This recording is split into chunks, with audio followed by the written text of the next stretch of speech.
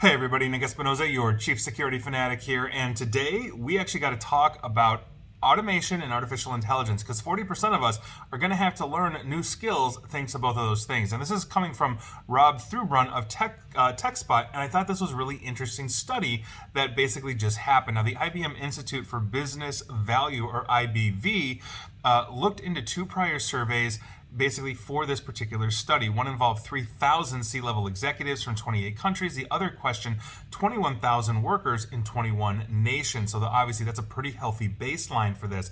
Now, the basic headline conclusion here is that executives believe that 4 out of 10 of their employees in their workforce, equal to about 1.4 billion workers worldwide, will need to reskill as a result of companies implementing generative AI and automation. While employees at all levels are expected to be impacted, entry-level jobs obviously will be affected the most.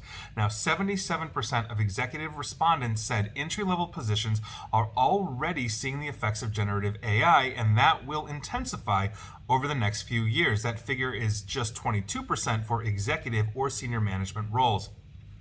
Now, on top of this, a study back in March found that generative AI could impact 300 million jobs worldwide. This is something I've talked about. It was a report from Bloomberg quite a bit. But interestingly enough, as a conjunction in this report, 87% executives in IBM's report believes that the most of these positions will be augmented rather than replaced. And so that is basically true, because what Bloomberg said is that this is going to impact 300 million worldwide in terms of jobs, and only 10% or 30 million will probably be displaced, leaving the other 270 million essentially impacted and having to train. So that actually dovetails with what Bloomberg was putting out there. And obviously this varies by department. So for example, jobs in procurement are believed to be the safest from elimination, followed by those in risk and compliance, and the finance departments. Customer service and marketing positions aren't looking that good. So heads up to you, customer service and marketing people. Now, IBM's research also revealed that those who do successfully reskill to adapt new technologies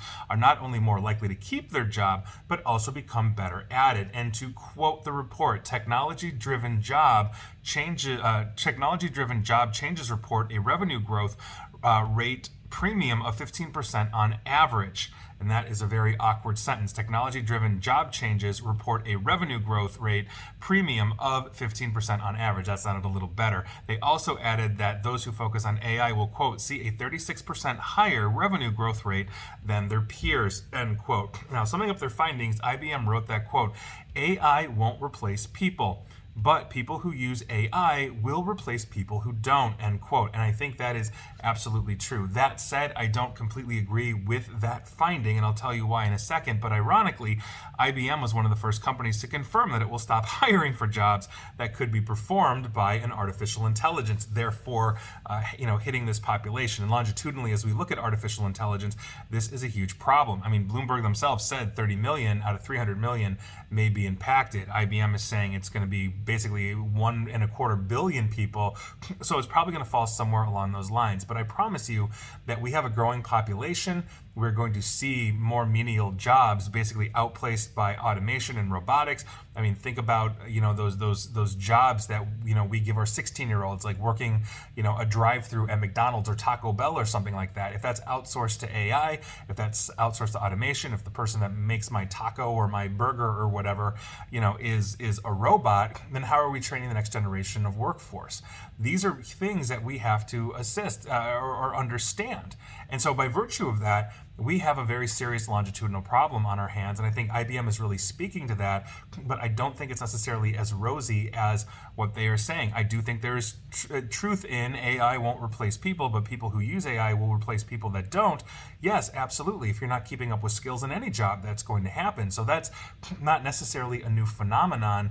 It just happens to be applied to artificial intelligence at this point. So we'll see what happens here. I think this is going to be an interesting one, but make no mistake, AI, automation, artificial intelligence, AI, robotics, all that kind of stuff is coming for jobs. And quite frankly, there's a lot of employers that are looking forward to that because it's cost savings over hiring people. but we still have people, and we're still making babies. We really need to have that discussion in society, and so that is your news of the day. And please like, share, follow me here on Facebook and Twitter at NickAESP, where you're not going to get a robot, you're going to get me all the time. Same on YouTube, where you should subscribe.